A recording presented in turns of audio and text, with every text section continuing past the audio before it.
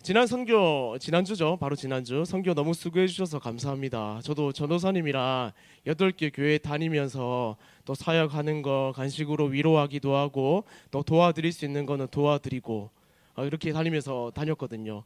저는 이제 그 목회자기 때문에 사실 선교지 갈 때마다 목사님과 사모님을 좀 주목할 수밖에 없더라고요. 그러면서 이제 교회들마다 사모님과 목사님이 얼마나 귀한 사역 하시는가 그게 참 눈에 띄더라고요. 그 8개 교회 다 눈에 띄지만은 특별히 저한테 좀 인상 깊었던 건 하늘샘 교회라고, 이제 목사님이 연로하셨는데도 불구하고 그 농촌에 오셔가지고 지금 28년째 목회를 하고 계시고, 그 도시에서 충분히 도시 목회를 할 수 있는 기회임에도 불구하고 시골에 내려오셔가지고 또 도시로 갈 수 있는 기회가 있었음에도 가지 않겠다. 그 마을에 있는 영혼들이 너무 소중해서 그렇게 한 해 있다 보니까 28년이 지났다. 그러면서 처음에 구성전 건물 하나 있던 게 28년 동안 그 성전을 제외하고 나머지 4개 건물이 세워지고, 성도들도 담임 목사님을 너무 이제 사랑하게 되고 마을 자체가 교회를 인정하게 되고 그렇게 이제 좀 바뀌더라 하는 간증을 들으면서 너무 귀하다 이 마음이 들더라고요. 귀하다. 여러분, 선교하면서 혹은 선교 가지 않았던 분들도 인생 살면서 딱 그 인상 깊게 남는 한 사람 딱 생각날 겁니다. 선교 때 이 사람, 이 할머니 절대 안 올 것처럼 하더니 욕쟁이 할머니가 교회에 와가지고 상품 받으면서 좋아하시고 웃던 모습, 그리고 할아버지 절대 안 갈 것 같더니 와가지고 식사 맛있게 하시던 그 모습, 그리고 인생 살아오면서 참 이 사람은 참 희한해라고 뇌리에 박혀있는 그런 인상적인 사람의 모습.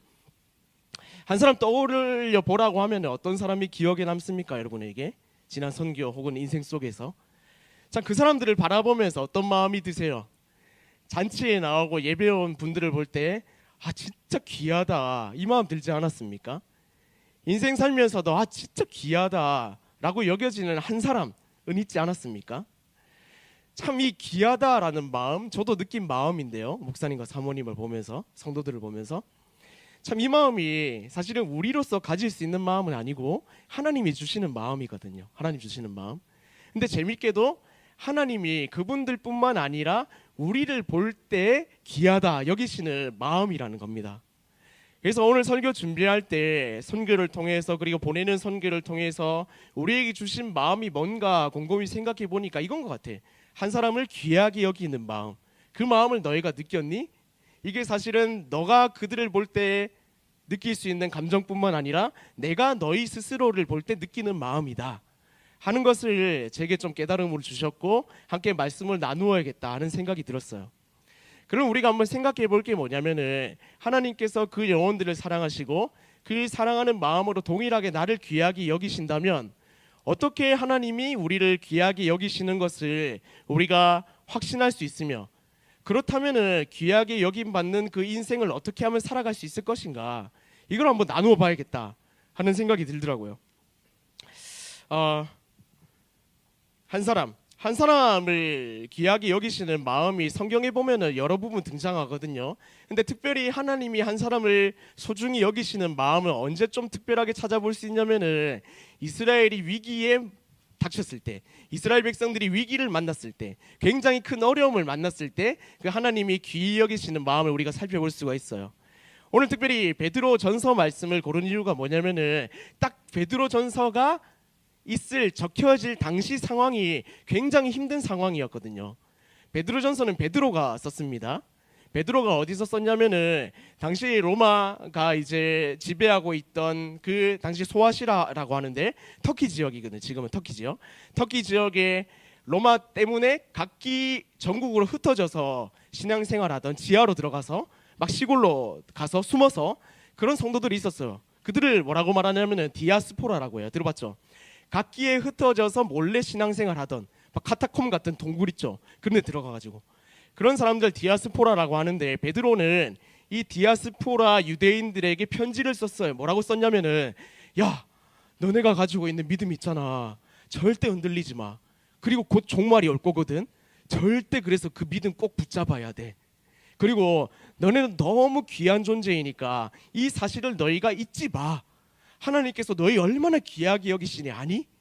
라는, 제가 전전에 말씀드렸던 그 내용이 베드로 전서에 담겨 있어요. 하나님 얼마나 소중히 여기시는가. 그래서 우리가 베드로전서를 보게 되면 잘 아는 말씀 중에 하나가 뭐냐면은 너희는 거룩한 족속이요 택하신 족속이요 거룩한 나라요 하나님의 제사장이다, 이런 말씀이 베드로전서에 나오는 말씀이거든요. 사실 이 말씀만 보더라도 우리를 어느 정도로 여기셨냐, 그 당시에 유대인들이 어느 정도로 여기셨냐, 당시에 로마 시민권을 가진 자가 전 세계에서 가장 권력 있는 사람들의 부류였다면은 너희는 로마 시민권자도 아니고 다만 유대인도 아니고 너희는 천국 시민권자다. 그러니까 절대 굽힐 필요가 없고 절대 약하게 그 스스로를 낮출 필요도 없고 너희는 하나님께서 너무나 소중하게 여기시는 그런 거룩한 존재들이다 라는 것을 베드로는 그들에게, 디아스포라 유대인들에게 알려주길 원했다는 거거든요. 근데 동일하게 이건 우리에게도 해당이 돼요. 하나님께서 귀하게 여기신다. 세상에 나가면은 사실은 믿음 갖고 있다는 자체가 참 때로는 바보같이 취급을 당할 때도 있습니다. 여러분 선교 간다고 회사에 연차를 내고 또 허락을 받을 때 조금은 그래도 눈치 보지 않았습니까? 선교가 뭐라고? 그쵸? 이게 뭐 놀러 가는 것도 아니고 뭔가 봉사활동하는 것도 아니고 내 돈 내고 내가 고생하러 가고 약간 그런 거잖아요. 이제 북상교회 아까 이제 입금이 회의를 하면서 들어봤는데 북상교회는 그 5시에 새벽 기도를 드리고 나면은 마을 회관에 6시 되기 전에 차들이 쭉쭉쭉 섰어요. 그래가지고 몇 명 나오세요. 옥수수밭 일하러 갑시다. 몇 명 장화시는 사람 나오세요. 잡초 뽑으러 갑시다. 그래서 다 태우고 갔어요. 야, 아직 진짜 감사합니다. 북상 섬기신 분들. 나머지도 다 동일할 텐데. 그래가지고 이제 그 잘 섬기다가 한 분이 좀 속상한 얘기를 했대요. 아유 뭐 외국인 노동자보다 일 못하노. 야 그럼 너 저 한마디 할게요. 그 뭐라고? 그래갖고 이제 그 입금이나 그 거기 있는 분들 했대요. 거기는 돈 받고 일하잖아요. 그래서 사실은 맞는 말이죠. 우리는 돈 주고 일하러 갔는데. 그래서 어쨌든 그런 일들을 쭉 하면서 사실은 선교라는 게 우리가 고생하러 간 거잖아요. 그러다 보니까 내키지 않을 수도 있고 말하는데 어색할 수도 있고 좀 이렇게 그 마음에 거리낌이 있을 수도 있는데 그럼에도 불구하고 우리가 마음을 내서 갔단 말이죠.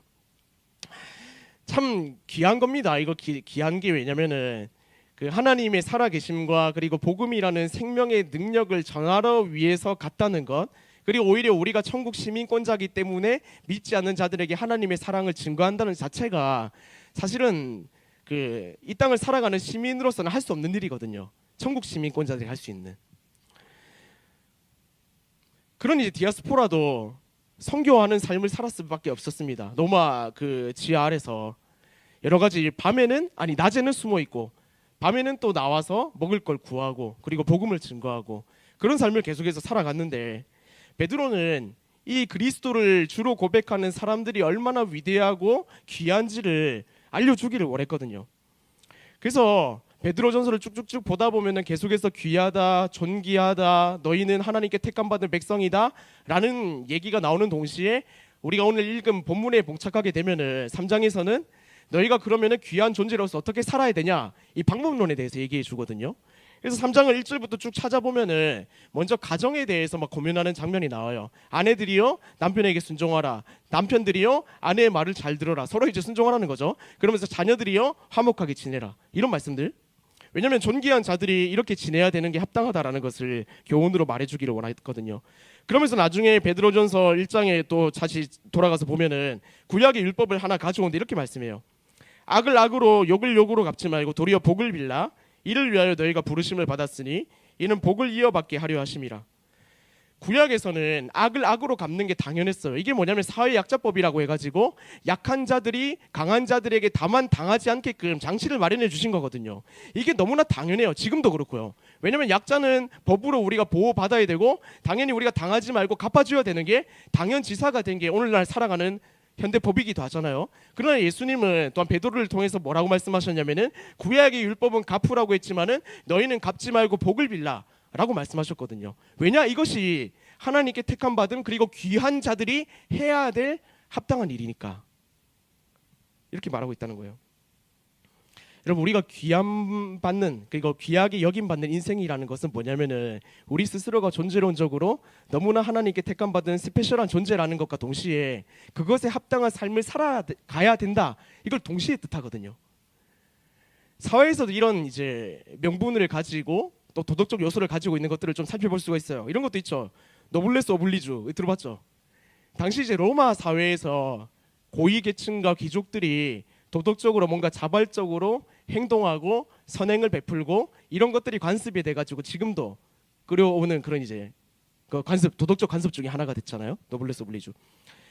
이와 마찬가지로 이제 미국에는 인테그리티라고 해서 어떤 사회적 지위를 가지고 있으면은 그것에 합당한 행동을 반드시 보여줘야 되는 그런 사회적 요소가 있다고 해요. 저도 한 차례 두 주밖에 안 가봤는데 미국이 그렇다 하더라고요. 그래서 인테그리티라는 걸 굉장히 강조한다 하더라고요. 어떤 사람이 사회적 지위가 있으면 그것에 합당한 삶을 살아야 돼요.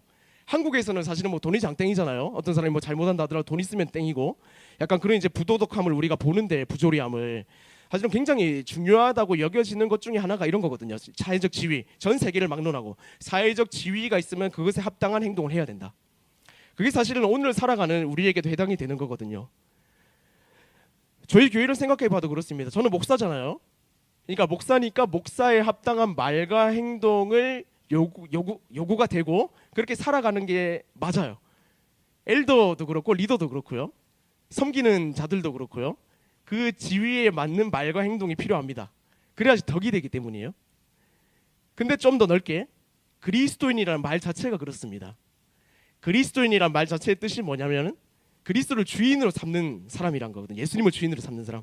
그렇기 때문에 나를 예수님이 다스리고 있다고 하면은 말하는 것도 행동하는 것도 조심할 수밖에 없겠죠. 우리 하나님의 백성이고 하나님께서 날 다스린다 했을 때 그런 사회적 행함, 지위에 따른 행함이 요구되는 게 우리의 삶이라고 말씀드릴 수가 있어요. 우리말로 하자면 품격이죠. 품격. 그리스도인으로서의 품격. 이처럼 우리가 귀하다는 것은 우리 삶을 통해서 사실 증명할 수 있어야 되거든요. 참 어렵죠. 여러분 한번 스스로 생각해 보십시오. 그 귀하다고 택함받은 백성의 이름에 합당하게 살아가고 있는지, 귀하게 행동하고 있는지. 사람 앞에서 우리가 귀함 받는 존재라는 것을 드러내는 것은 또 당연하지만은 근데 사람 신경 쓰는 게 아니라 우리는 사람 위에 계신 하나님이 보시기에 어떤가 하는 거를 분명히 놓치지 말아야 되거든요. 하나님 보시기에 내가 귀하게 살아가고 있는가? 이걸 한번 질문해 봤으면 좋겠어요. 그러면 어떻게 하면 하나님께서 우리 인생을 귀하게 보실까? 하나님 보시기에 어떻게 하면 귀한 인생으로 살아갈 수 있을까? 우리가 귀함받는 존재라면은 또 귀하게 살아가야 되는데 말씀은 뭐라고 하고 있을까? 이 말씀 한번 나눠봤으면 좋겠습니다. 본문을 보면은 하나님이 귀하게 여기는 사람의 특징 두 가지를 얘기하고 있는데 첫 번째 특징이 뭐냐면은 이거예요. 입술을 제어하는 사람. 10절을 보세요. 10절 다 같이 한번 읽겠습니다. 그러므로 시작. 그러므로 생명을 사랑하고 좋은 날 보기를 원하는 자는 혀를 금하여 악한 말을 그치며 그 입술로 거짓을 말하지 말고. 아멘. 참 입술을 제어하는 게 쉽지 않죠. 어렵죠. 왜냐하면 우리 입술은 마음의 결과물이기 때문이거든요. 그렇기 때문에 입술을 제어하기 위해서 뭔가 입술의 습관을 바꾸는 것보다 마음을 바꾸는 게 해결책이거든요. 근데 마음 바꾸는 게 쉽나요? 우리가 다짐을 해도 바뀌는 게 작심삼일이라고 너무 쉬운데 그럼 이 마음을 어떻게 바꿔야 될까? 성경은 분명히 바꾸는 방법에 대해서 뭐라고 하고 있냐면은 하나님 말씀만이 사람의 마음을 바꿀 수 있다고 말하고 있거든요. 여러분 인스타나 유튜브 보면은 어떤 이제 짧은 쇼츠 영상을 본 적이 있을 거예요. 잔에 오염된 물이 담겨 있는데 깨끗한 물을 계속 부어요. 그러면은 그 안에 담긴 더러운 물이 밖으로 이렇게 빠져나오면서 그 안에 담기는 물은 결국 깨끗한 물이 되는 거 영상 본 적이 있을 거예요. 죄를 하나님께서 어떻게 없애주는가 그 원리를 좀 설명하고자 한 실험인데 저는 말씀이 이런 역할을 한다고 생각을 해요. 우리 안에 더러운 것들을 애써 그것을 위에 있는 거 걷어내고 해도 밑에는 깔려 있거든요. 그것을 없애는 방법은 뭐냐면 깨끗한 물을 계속 붓는 거예요. 말씀을 본다는 게 이런 역할을 하거든요. 우리 안에 여전히 남아있는 죄성을 우리가 꺼내고 깨끗하게 닦는다고 해서 닦이지 않아요. 우리는 오염된 존재니까. 이걸 이제 없애는 유일한 방법은 뭐냐면 하나님의 깨끗한 것으로 채워 넣는 수밖에 없거든요. 채워 넣어야지 안에 있는 게 자리를 차지하지 않고 밖으로 드러나고 없어지고 또 스멀스멀 오다가도 채워진 자리 속에서 또 밖으로 나가고 이렇게 되거든요. 자, 이번 주에 그 휴가 아닌 휴가를 보냈습니다.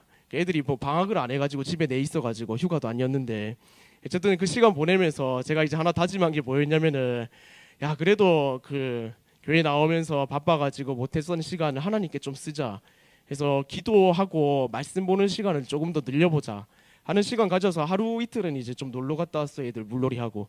그러고 나서 그 다음날 이제 기도원을 갔어요.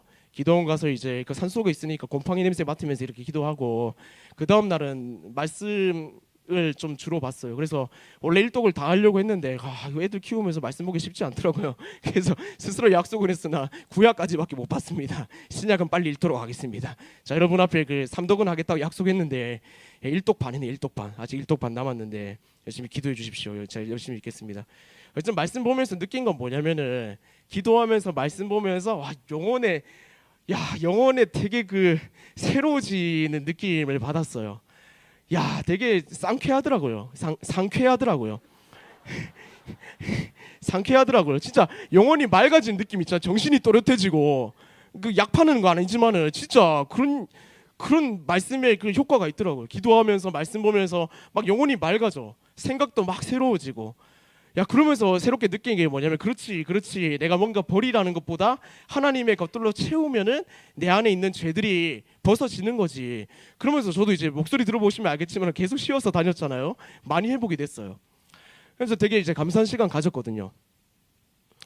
사실은 말씀을 읽으면 우리가 새로워진다는 것은 뭐냐면 말씀이 살아있기 때문이거든요. 우리가 이것을 믿어야 돼요. 하나님 말씀 살아있어서 양쪽에 날선 것보다도 예리해서 우리의 영혼을 찔러 쪼개기까지 하고 우리의 모든 것들을 바꿀 수 있는 능력을 가지고 있다.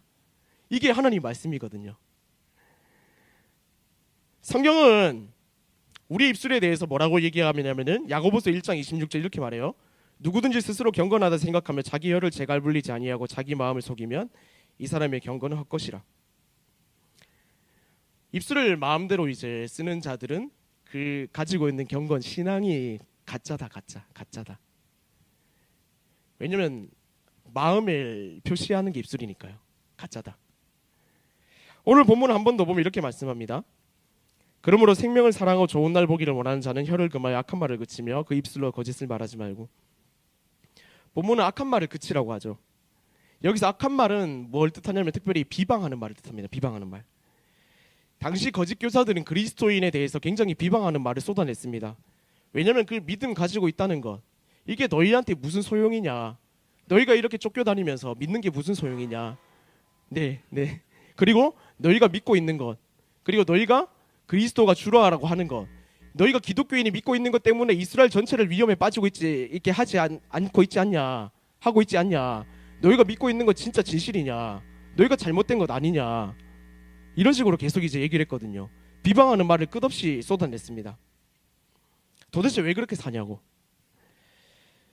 여러분, 말로 있잖아요. 말로 자기의 존재감을 드러내는 사람들이 있습니다.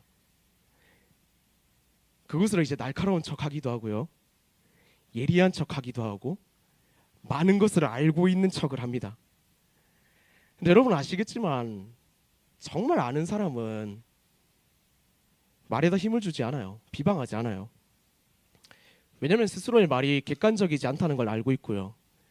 그리고 그 뼈 있는 말이 뭔가 자기의 주장을 강하게 드러내고 사람들을 선동할 수는 있으나 그 뼈 있는 말이 자신에게 다시 돌아올 거라는 걸 알기 때문이에요.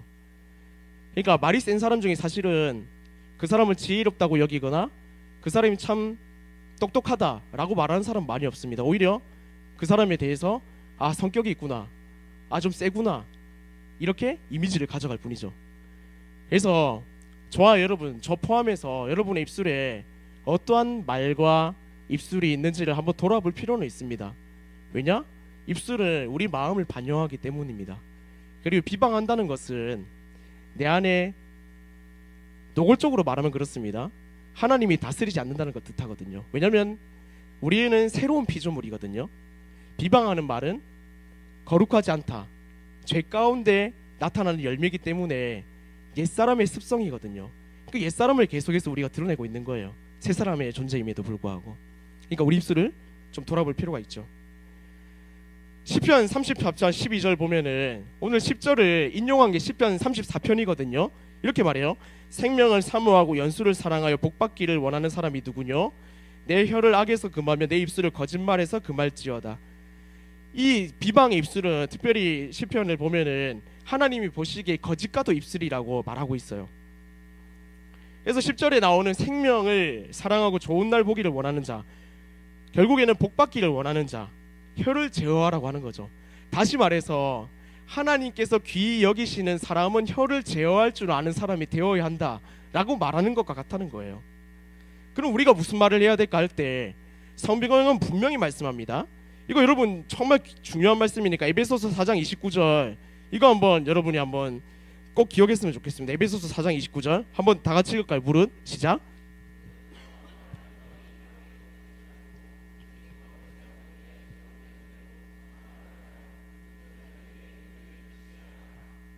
네, 여기서 말하는 게 뭐냐면 선한 말을 하라는 거거든. 선한 말을 하라. 우리는 선한 말을 할 수 있어야 됩니다. 특별히 여기서 말하는 게 뭡니까? 은혜를 끼치게 하라는 거거든요. 선한 말은 뭐냐면은 다른 사람에게 은혜를 끼치는 말입니다. 은혜가 되는 말, 영적인 말, 은혜를 고백할 줄 알고요, 하나님에 대해서 얘기할 줄 알고요, 특별히 계속해서 우리가 하나님의 말씀을 통해서 주신 생각들을 소화해서 말할 수 있어야 돼요. 보통 이제 그냥 말 뱉는 사람한테 우리가 뭐라고 하죠? 야, 생각 좀 하고 말해라, 이렇게 말해요. 생각 좀 하고 말해라. 그래서 어떤 학자 중에는 이 말에 대해서 think, 이 생각을 가지고 이렇게 풀어 쓴 학자도 있습니다. 생각해서 말해라, think, THINK, 이걸 이용해서 think, T, true, 이렇게 울리죠? true, 사실인가? true, H, helpful, 유익한가? 아, 이거 라인이 고장난데요. 예, 됐죠? 네. I, inspiring. 아, 죄송합니다. 아, 제 그 가방끈이 다 드러나고 있습니다. inspiring, 감동을 주는가? 네 번째 N, necessary. 네, 필요한가? 아, 이거 사투리는 진짜 어렵습니다. 약간 그런 거 있잖아요. 어디까지 올라가는 거예요? 블루베리 스무디, 아메리카노. 마지막 kind, K, kind, 친절한가? 사실인가, 유익한가, 감동을 주는가, 필요한가, 친절한가? think, 생각하고 말하는 거. 공동체 안에서 굉장히 필요합니다. 왜냐하면 공동체는 각자의 생각들이 다 있잖아요. 그래, 각자의 불만들도 다 있거든요. 그렇다고 해서 내 생각을 그냥 뱉는다면 내 속을 후련해질 수 있으나 공동체에 덕이 안 될 때도 있거든요. 생각해서 말하는 거 굉장히 중요합니다. 특별히 이제 우리가 큰 행사를 치렀잖아요. 선교를 갔다 왔어요. 1년 중에 제일 큰 행사죠. 아, 못 가신 분들은 다음 기회에 꼭 같이 갑시다. 은혜가 있으니까요. 예, 은혜로웠으니까. 이따가 또 은혜를 나눌 텐데요. 선교 갔다 오면은 우리 안에 남아야 되는 게 뭘까요? 은혜의 고백이에요. 아니, 중간에 진행하면서 진행에 대해서 불만들도 당연히 있었을 것이고 갔을 때 불평도 있을 겁니다. 근데 그 가운데서 영적 전쟁 속에 우리가 선교를 제대로 하기 위해서는 그것을 소화시키고 또 이런 상황에서 내가 무엇을 할 것인가가 중요하고 끝난 다음에는 하나님께서 그 가운데 어떤 은혜를 주셨는가가 중요하거든요. 그래서 여러분 속에 불평이나 불만이 있으면은 그 이금희 분들 통해 가지고 설문지 그거 넘겼으니까 구글 폼에다 열심히 쓰세요. 대신에 여러분 선교에 대해서 얘기할 때는 이제는 은혜만 나누세요. 특별히 이금희, 부이금희 오늘 선교 대회가 끝나면은 선교 중앙팀을 포함해서 모든 선교팀이 이제 오늘부로 해체가 될 거거든요. 그렇기 때문에 이금희, 부이금희에게 뭐 이랬다 저랬다 뭐 불평하지 마세요. 여러분 9주 동안 끌어오는 게 쉬운 일인지 아세요? 지금까지 참았거든요. 이금희들, 부이금희들. 이제 쏙 터질 겁니다. 그 가운데서 은혜롭게 이제 마무리됐다면은 우리에게 필요한 건 뭐냐면은 생각하고 말하는 겁니다. 은혜를 생각하고 말하는 것. 그리고 뭐가 은혜가 될까? 덕스럽게 말하는 것. 왜냐하면 하나님께서 귀하게 보시는 자들에게 맡겨진 게 뭐냐면 이거기 때문입니다. 말씀에서 그렇게 얘기하잖아요. 그래서 우리는 옛 습관대로 불평을 얘기하는 게 아니라 새 사람답게 행하는 게 필요합니다. 왜요? 그게 하나님께서 귀히 보시는 사람들의 할 역할이기 때문입니다. 그래서 여러분의 입술 속에 정말 은혜를 끼치는 그런 아름다운 하나님께서 보시기에 귀한 입술이 공동체 가운데 여러분의 삶 가운데 펼쳐질 수 있기를 주님의 이름으로 축복합니다. 그럼 하나님께서 귀히 보신다는 거예요. 두 번째 뭐냐? 11절을 보세요. 11절, 악에서 떠나 선을 행하고 화평을 구하며 그것을 따르라. 하나님께서 귀히 보시는 사람 두 번째 특징이 뭐냐면 악에서 떠나 선을 행하는 사람. 이게 하나님 귀하게 보시는 사람이라는 거예요. 악에서 떠나 선을 행하는 사람. 우리가 악에서 떠날 수 있을까요? 악에서 죄송합니다. 악에서 떠날 수가 있을까요? 악에서 떠날 수 없어요. 악과 항상 공존하거든요. 그러나 대신에 우리에게 주어진 건 뭐냐면 선택권은 있어요. 악을 선택할 것인가 선을 선택할 것인가. 항상 선택권의 갈림길에 놓이거든요. 그때 우리가 선을 택해야 되는데 성경에서 말하는 선이 뭐냐면 화평이라는 거예요. 화평. 화평, 중재와 조화라고 말할 수 있겠는데요. 앞서 1장 9절에 뭐라고 했냐면 악은 악으로 갚지 말라고 말하거든요. 그 말씀하고도 연결이 되는 것이거든요. 우리가 기억할 것은 항상 이 갈림길에 선택의 문제에 있다는 거예요. 우리 삶이. 그래서 두 갈림길이 있는데 이게 뭐냐면 이런 거예요. 예를 들면 내 감정을 쏟아낼 것인가, 내 속 후련하게 풀 것인가, 아니면 화평, 중재와 조화를 택할 것인가. 전자를 하면은 내 속이 후련해질 거예요. 내 걸 다 쏟아내면은. 근데 화평과 중재를 택하면은 속이 타들어갈 거예요. 속이 답답할 거예요. 근데 아이러니하게도 성경이 말하는 건 뭐냐면은 하나님이 귀히 여기시는 거는 뭐냐면 전자가 아니라 후자라는 거예요. 쏙 타들어가는 것, 이거 사실은 하나님이 귀히 여기신다는 거예요. 웃기죠?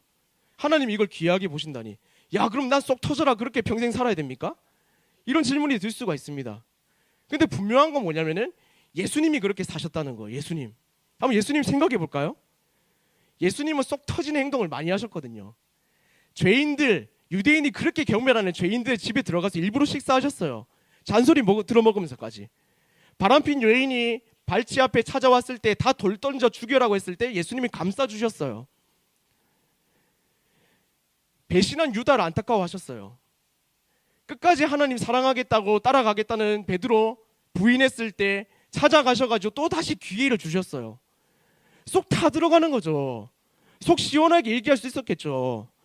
야, 이 베드로 나쁜 놈아 이러면서 나 너희 죄인의 집에 안 간다. 돌 맞아 죽을 여인아 나 찾아오지 마라.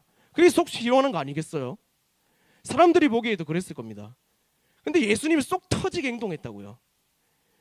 예수님이 먼저 보여주시고 우리에게 이 말씀 주시는 거 뭐냐면은 너희가 속 편한 게 나을 수 있지만은 그것보다 나는 너희가 화평과 중재를 통해서 속 터지는 게 오히려 예수가 행동했듯이 내가 귀하게 보는 것이다 말하는 거거든요.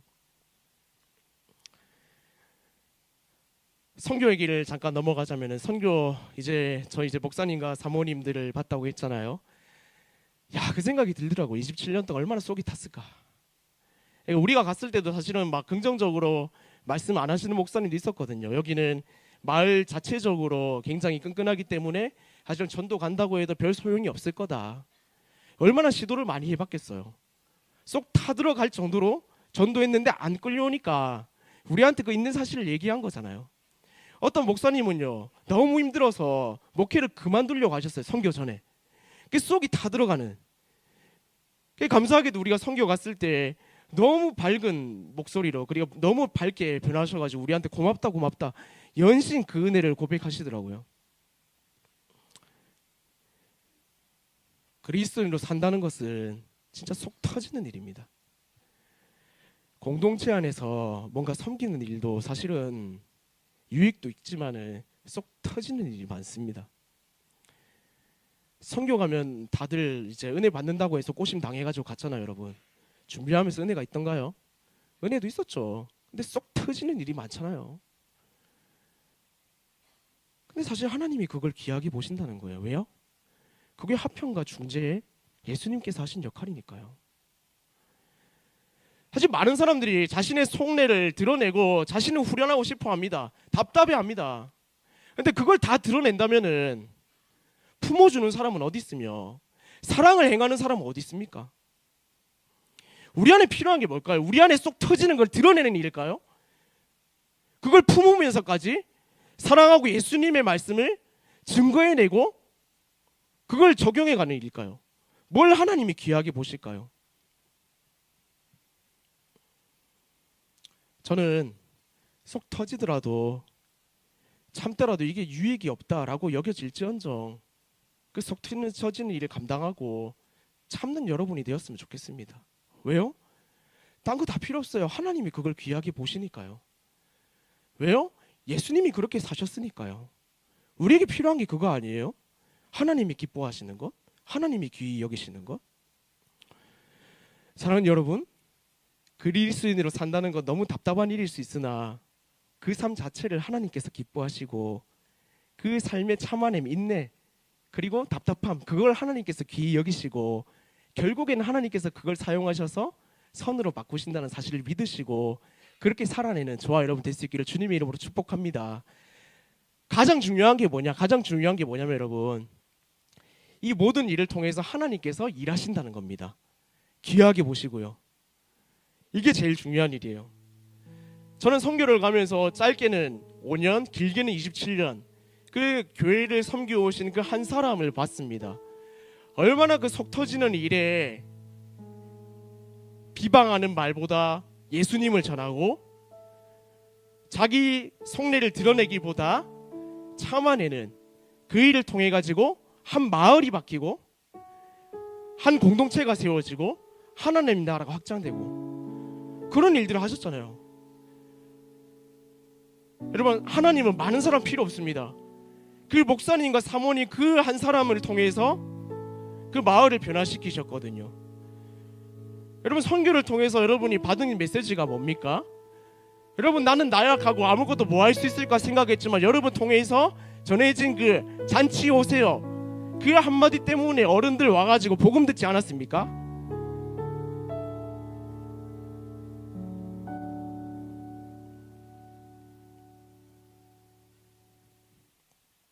하나님 그 한 사람 귀히 보시고 일하신다는 거예요. 어떤 사람? 입술의 지혜를 가지고 비방하기보다 하나님의 은혜를 전하는 사람, 내 속을 다 풀어내기보다 참아내고 인내하고 감내하는 사람. 저는 여러분이 그 사람이 되었으면 좋겠습니다. 그러면 하나님이 쓰실 거예요. 여러분 통해 일하실 거예요. 하나님 그 한 사람 필요하다 하시거든요. 정말 이 세상 가운데 우리가 가지는 믿음 통해서 그 한 사람이 되어보자고요. 그래서 그 한 사람이 되고 나서 하나님의 일하심을 바라보자고요. 그런 꿈을 품고 저와 여러분이 하나님이 기뻐하시는 그 한 사람으로 살아가는 저와 여러분 될 수 있기를 주님의 이름으로 축원합니다. 함께 찬양하면서 기도했으면 좋겠는데, 하나님은 우리를 통해 일하시기 원하시거든요. 날이 저물어가고 아무것도 없는 빈들에서 우리가 추수할 것 없다고 여길 때 여전히 하나님은 우리를 통해서 일하시기 원하시고 일하시는 분이시다. 이게 우리 가운데 믿음이 되었으면 좋겠습니다. 제가 말씀 하나 읽을 텐데, 하나님의 말씀이 이렇게 말씀합니다. 주의 눈은 의인을 향하시고 그의 귀는 의인의 간구에 기울이시되 주의 얼굴은 악행하는 자들을 대하시느니라. 역대하 16장 9절 이렇게 또 말씀하십니다. 여호와의 눈은 온 땅을 두루 감찰하사 전심으로 자기에게 향하는 자들을 위하여 능력을 베푸신다. 이렇게 하나님께 택함 받은 것으로 그치지 말고 정말 하나님께 귀하게 쓰임받는 인생 됐기를 셀 수 있기를 소망합니다.